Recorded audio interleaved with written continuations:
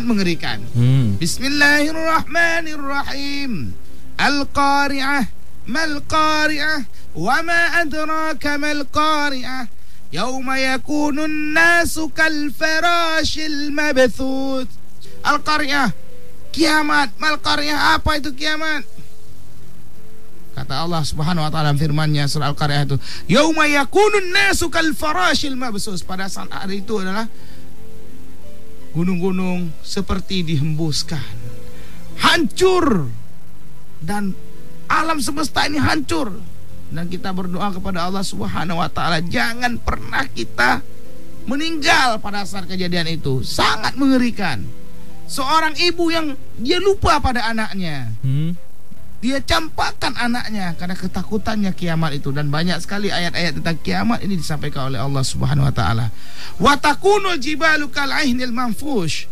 Dan gunung-gunung yang gunung kal ihnil manfush, hancur berantakan. Waduh ya Allah, subhanallah, kita jangan pernah hadir. Niat kiri yang kedua adalah tidak meninggalkan dunia pada saat kejadian hari kiamat yang dahsyat. Jadi tidak meninggal kecuali dia sebelum kiamat dia sudah meninggal. Ini ciri orang-orang yang sukses akhirat. Yang ketiga adalah mendapatkan rahmat Allah di alam kubur. Jadi ketika kita masuk fase kematian, maka yang terjadi pada kita tidak disiksa oleh Allah. Ingat, ketika kita berada di alam kubur, kita mendapatkan siksaan alam kubur. Makanya kita disuruh berdoa untuk tidak mendapatkan siksa alam kubur. Dan ketika kita mati, ya, ruh kita ditarik, kemudian jasad kita dimasukkan ke dalam alam kubur, kemudian dimasukkan lagi, lalu datanglah malaikat penanya, mungkar wa nakir. Mungkar in the gang. Kalau anak muda bilang begitu ya. Artinya para malaikat yang khusus bertugas dalam hal itu, dia nanya, wah, lepas tadi 7 langkah dari kubur itu mulai datang sang malaikat. Dia bertanyakan, ma rabbuka, ma kitabuka, ma nabiyuka, ma nabiyuka. Walaupun pertanyaannya hari ini sudah bocor, sudah kita tahu semua, ya jelas belum tentu kita bisa menjawabnya di alam kubur. Yang keempat, mendapatkan syafaat di padang mahsyar. Ini tadi ada fase yang namanya hari yaumil hisab, hari di mana perhitungan, dihitung amal kita. Karena kita adalah orang-orang yang mengumpulkan amal ibadah yang soleh, maka nanti di hari akhirat kita mendapatkan naungan di padang mahsyar. Padang mahsyar itu adalah sebuah tempat yang sangat luas, bahkan miliaran, bahkan jutaan manusia yang semuanya lagi sibuk dengan dirinya masing-masing karena menunggu nomor antrian pemeriksaan dari Allah Subhanahu wa taala via para malaikatnya. Sangat sedih. Orang Islam, orang beriman, dia bisa melihat Allah tabaraka wa taala, sedangkan orang di luar Islam dia tidak akan pernah bisa melihat Tuhannya. Subhanallah. Apa yang paling indah di dalam kehidupan ini selain kita menatap sang pencipta kita? Allahu Akbar, Allahu Akbar. Ayo anak muda, jangan lalai lagi ya. Baik yang lagi di pom bensin, lagi nyantai, nggak usah khawatir, terus beramal. Kalau lagi di pom bensin, zikir, istighfar, ya kan. Kemudian yang lagi di kedai kopi, main Facebook dan lain sebagainya, coba ganti. Atau live streaming dong di kita ya. Langsung, atau nanti tulislah tulisan-tulisan motivasi yang bermanfaat bagi orang lain. Banyak sekali pahalanya. Jadi tidak duduk di kedai kopi, tapi bagaimana kita menyajikan, kita menjadi orang-orang yang berpahala di situ. Kata selanjutnya adalah dimudahkan saat melewati siratal mustaqim. Siratal mustaqim ini adalah jembatan yang akan menyeleksi orang yang masuk surga atau neraka.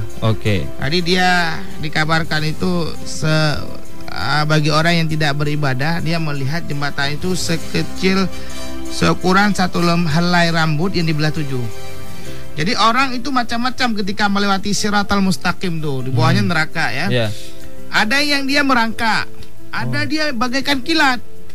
Jadi kalau orang beriman, orang yang soleh, dia bagaikan kilat, sampai gitu. Tapi kalau kita tidak beriman, kita merangkak-rangkak. Merangkak itu ya bisa jatuh kita. Apalagi tipis sekali saat ya. Tipis sekali.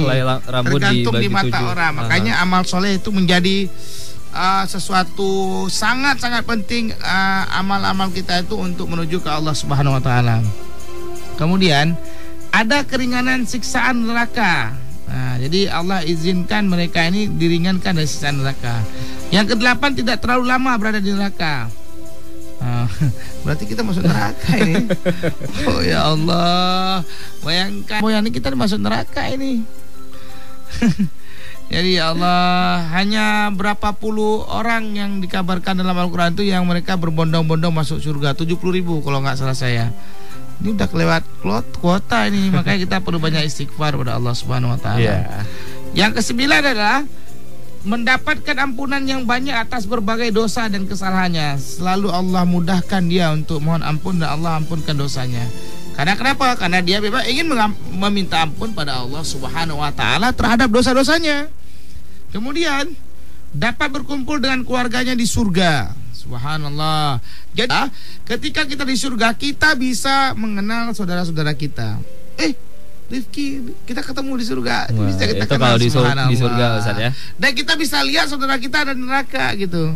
Okay. Makanya orang yang masuk ke surga itu kalau dari neraka dia masuk dulu sebuah sungai, dicemplungkan itu karena kan angus tuh. Dimandikan dulu dia. Mandi di telaga itu baru boleh masuk ke surga.